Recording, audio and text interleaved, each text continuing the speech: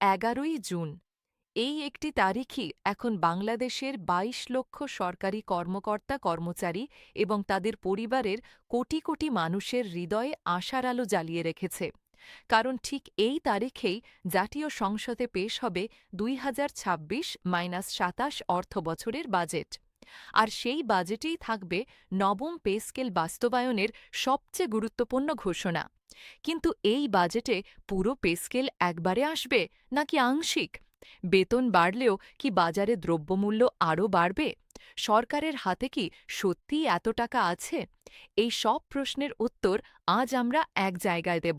শেষ পর্যন্ত থাকুন, কারণ এই প্রতিবেদনটি হয়তো আপনার জীবনের একটি বড় সিদ্ধান্তে সাহায্য করতে পারে।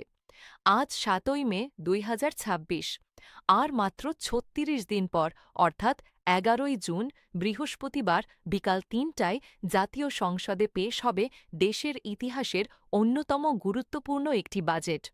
এটি বিএনপি সরকারের অধীনে তারেক রহমানের নেতৃত্বে প্রথম বাজেট। সরকারের পরিকল্পনা অনুযায়ী প্রায় ৯ লাখ কোটি টাকার একটি বিস্তৃত বাজেট প্রণয়ন করা হচ্ছে। এই বাজেটে নতুন সরকার তাদের প্রথম বার্তা দেবে, আর সেই বার্তার সবচেয়ে বড় অংশ হবে নবম পে স্কেল। সবচেয়ে বড় প্রশ্ন, বাজেটে পে স্কেলের জন্য আসলে কত টাকা রাখা হচ্ছে? আগামী ২০২৬-২৭ অর্থবছর থেকে ধাপে ধাপে নতুন পে স্কেল বাস্তবায়নের পরিকল্পনা করেছে সরকার। সেই লক্ষ্যে নতুন বাজেটে বেতন ভাতা ও পেনশন খাতে বরাদ্দ প্রায় ৩৫,০০০ কোটি টাকা বাড়ানো হচ্ছে। কিন্তু এই ৩৫,০০০ কোটি টাকা দিয়ে কি পুরো পে স্কেল বাস্তবায়ন সম্ভব? না। বাড়তি অর্থ দিয়ে শুধু নতুন বেতন কাঠামোর মূল বেতনের অর্ধেক বাস্তবায়ন করা হতে পারে। এখন স্বাভাবিক প্রশ্ন, পুরো পে স্কেল বাস্তবায়নে মোট কত টাকা লাগবে? এই কাঠামো পূর্ণাঙ্গভাবে বাস্তবায়নে সরকারের অতিরিক্ত প্রয়োজন হবে ১,০৬,০০০ কোটি টাকা। সেটি ৩ বছরে ধাপে ধাপে যোগান দেওয়ার পরিকল্পনা সরকারের। BD24 report. এখানে একটি গুরুত্বপূর্ণ রাজনৈতিক প্রেক্ষাপট আছে যা উপেক্ষা করা যাবে না। নতুন সরকার ক্ষমতায় এসেছে কর্মচারীদের বেতন বৃদ্ধির প্রতিশ্রুতি নিয়ে। এটি তাদের প্রথম বাজেট। এই বাজেটে যদি পে স্কেলের দৃশ্যমান কোনো পদক্ষেপ না থাকে, তাহলে রাজনৈতিক ও প্রশাসনিক উভয় ক্ষেত্রে চাপ অসহনীয় হয়ে উঠবে। আসন্ন বাজেটে বরাদ্দ রেখে সরকার ২২ লাখ পরিবারের মুখে হাসি ফোটাবেন বলে প্রত্যাশা সরকারি কর্মকর্তা কর্মচারীদের। অন্যদিকে আসন্ন ২০২৬-২৭ অর্থবছরের বাজেটে বরাদ্দ রেখে পে স্কেল বাস্তবায়ন না করলে সরকারের প্রতি কর্মচারীদের অসন্তোষ এবং প্রচণ্ড ক্ষোভের সৃষ্টি হতে পারে বলে সংগঠনগুলো সতর্ক করেছে। সুতরাং এই বাজেটে পে স্কেলের পদক্ষেপ আসাটা এখন কেবল অর্থনৈতিক সিদ্ধান্ত নয়, এটি রাজনৈতিক বাধ্যবাধকতাও। বাজেটের আগে মাঠ পর্যায়ে সরকারি কর্মচারীদের আন্দোলন নতুন মাত্রা পাচ্ছে। ৮ই মে পটুয়াখালী এবং ৯ই মে খুলনায় প্রতিনিধি সমাবেশ ও আলোচনা সভা হওয়ার কথা রয়েছে। এরপর ১৬ই মে ঢাকায় জাতীয় প্রেস ক্লাবে কেন্দ্রীয় প্রতিনিধি সমাবেশ ও আলোচনা সভা করার ঘোষণা দিয়েছে বাংলাদেশ সরকারি কর্মকর্তা কর্মচারী কল্যাণ সমিতি কেন্দ্রীয় কমিটি। কর্মচারী নেতারা বলছেন, মে মাস হবে শান্তিপূর্ণ আন্দোলনের মাস, কিন্তু বাজেটের আগে গেজেট প্রকাশ না হলে জুনে আরও কঠোর কর্মসূচি আসতে পারে। কর্মচারী নেতারা ক্ষোভ প্রকাশ করে বলেন, ঋণ করে যদি সব কাজ চলে, তাহলে ২২ লাখ কর্মচারীর ৪৪ লাখ হাত সরকারের উন্নয়নের জন্য কাজ করে, সে মানুষগুলোর ভাগ্য উন্নয়নে কিছু করা দরকার। এখানে একটি জটিল বাস্তবতা আছে। পে স্কেল বাস্তবায়ন হলে কর্মচারীরা খুশি হবেন, এটা সত্য। কিন্তু একই সাথে দেশের সামষ্টিক অর্থনীতিতে কী প্রভাব পড়বে সেটাও ভাবতে হবে। বিআইডিএস মহাপরিচালক কে এনামুল হক বলেন, নতুন বেতন কাঠামো একসঙ্গে কার্যকর করলে মুদ্রাস্ফীতির ওপর চাপ বাড়তে পারে। এই কারণে ধাপে ধাপে বাস্তবায়নই অধিক যুক্তিযুক্ত।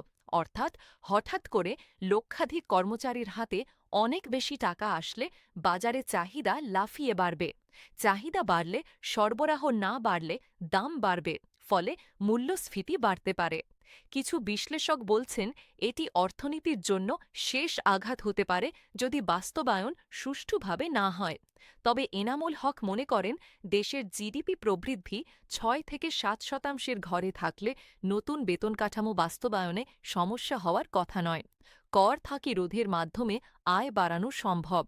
বর্তমানে মূল্যস্ফীতির চাপ এবং মধ্যপ্রাচ্য সংকটের কারণে সরকারের ওপর চরম অর্থনৈতিক চাপ রয়েছে।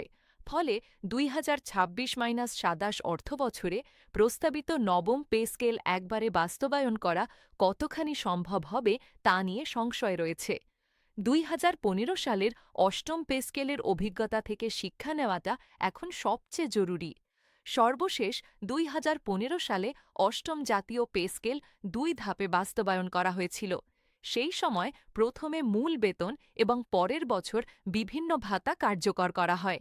এই ২ ধাপ পদ্ধতিতে কর্মচারীরা প্রথম বছর মূল বেতন পেয়েছিলেন, কিন্তু ভাতার জন্য আরও ১ বছর অপেক্ষা করতে হয়েছিল। ফলে প্রথম বছরে প্রকৃত আয়ের পরিমাণ প্রত্যাশার চেয়ে অনেক কম ছিল। এবারও একই পরিস্থিতি তৈরি হওয়ার আশঙ্কা আছে। নতুন বেতন কাঠামো বাস্তবায়নে সরকার ২টি পদ্ধতি বিবেচনা করছে। একটি হল ৩ ধাপে বাস্তবায়ন পরিকল্পনা, অন্যটি পরবর্তী ২ অর্থবছরে ধাপে ধাপে বেতন বাড়ানো।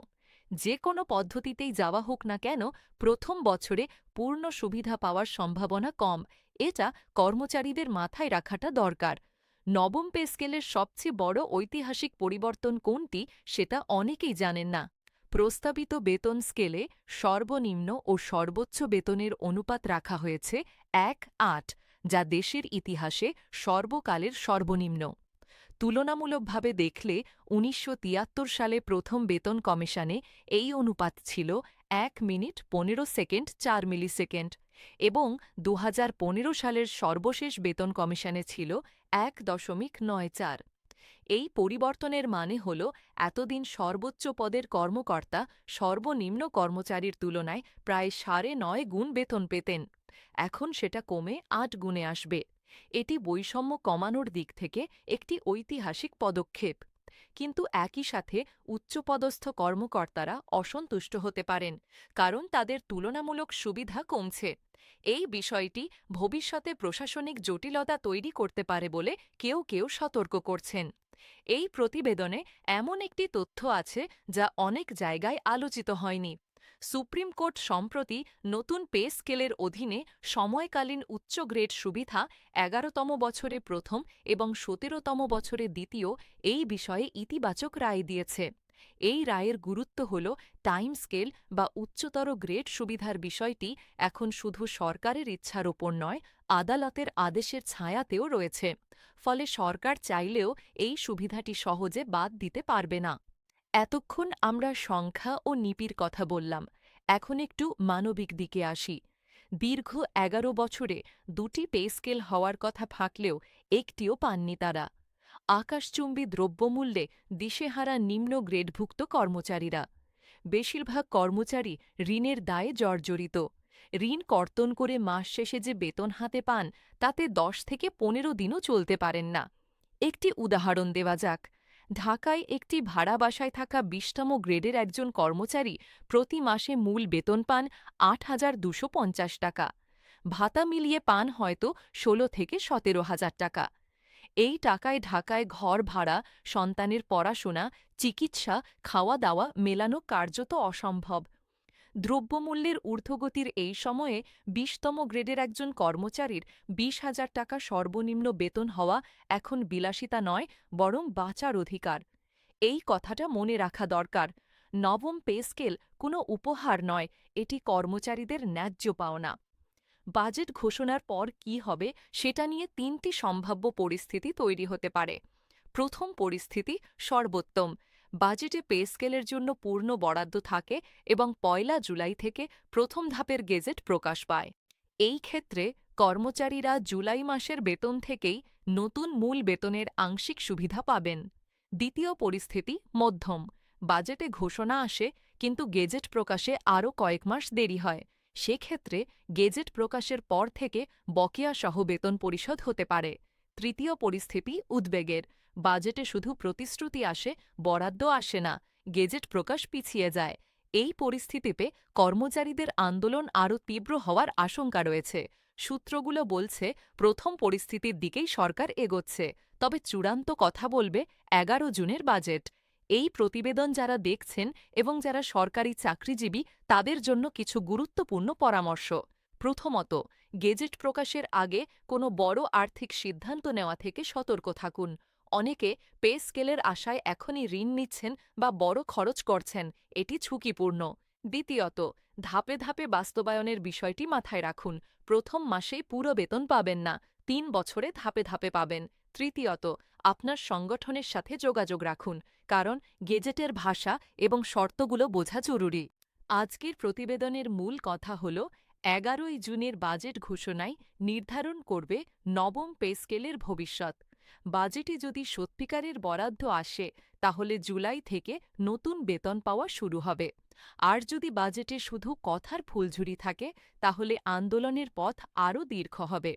এই বেতন বৃদ্ধি প্রায় ১৫ থেকে ২০ লাখ সরকারি কর্মচারী ও তাদের পরিবারের জীবনযাত্রায় ইতিবাচক প্রভাব ফেলবে বলে আশা করা হচ্ছে। কোটি মানুষের সেই আশার সংবাদ নিয়ে আমরা আবার আসব ঠিক সেই মুহূর্তে, যখন সত্যিকারের পরিবর্তন আসবে। এটি পে স্কেল বাংলাদেশ, সঙ্গে থাকুন।